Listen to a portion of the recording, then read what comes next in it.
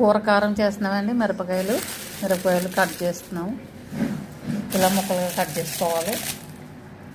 కూర కారం వాడుకుంటున్నాం కదండి. ఇగో ధనియాలు, కొద్దిగా మెంతులు కలిసిపోయండి. తర్వాత జీలకర్ర గింజలు వేరే వేపుకోవాలి. అన్నీ కలిపి పొడిని కొట్టుకోవాలి. ఇక మిరపకాయలు కూడా ఇలా వేపుకొని ఎండలో పెట్టుకుని బాగా ఎండ తగిలిన తర్వాత వేగిన తర్వాత మనం మిక్సీలో వేసుకుని పొడిని కొట్టుకుని మళ్ళీ చూపిస్తానండి. కూర కారము మన ఇండియా కూర అదే ఆంధ్ర కూర కారం అండి. చాలా బాగుంటుంది. మన సొంతంగా తయారు చేసుకుంటే చాలా బాగుంటుంది. మిరపకాయలు మొత్తం అన్నీ వేపేసుకుని ఎండలో పెట్టుకున్నామండి. ఎండలో పెట్టుకున్న తర్వాత కారపొడి చేసుకోవాలి. ఇలా ఎండలో మొత్తం వేగిన తర్వాత కారపొడి చేసుకుందాం.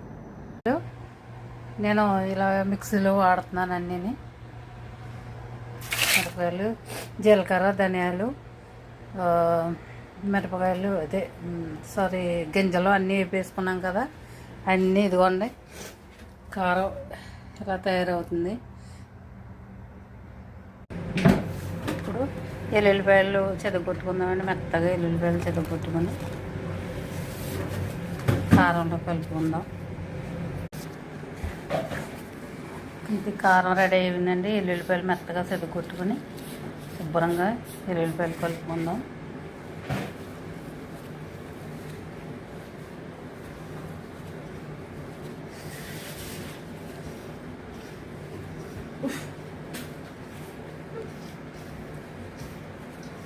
కూర కారం అండి, చాలా టేస్ట్గా ఉంటుంది. కరివేపాకు దొరకలేదని కరివేపాకు కూడా శుభ్రం కడిగేసి ఆరబెట్టుకొని ఫ్రై చేసుకుని మిరపకాయలతో పాటు పొడిని చేసుకుని వేసుకుంటే చాలా బాగుంటుంది. కానీ కరివేపాకు దొరకలేదని నాకు.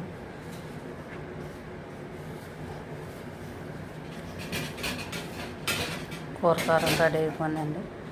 కూర కారం అండి, ఇది కారంగా ఉంటుంది ఎక్కువ. కూరలో కారం ఎక్కువ వేస్తానండి. నాకు కారం చాలా ఇష్టం. కూరలు కారం ఉంటే చేపల కూరలో ఇంకెక్కువ వేస్తాను. ఓకే, కూర కారం రెడీ.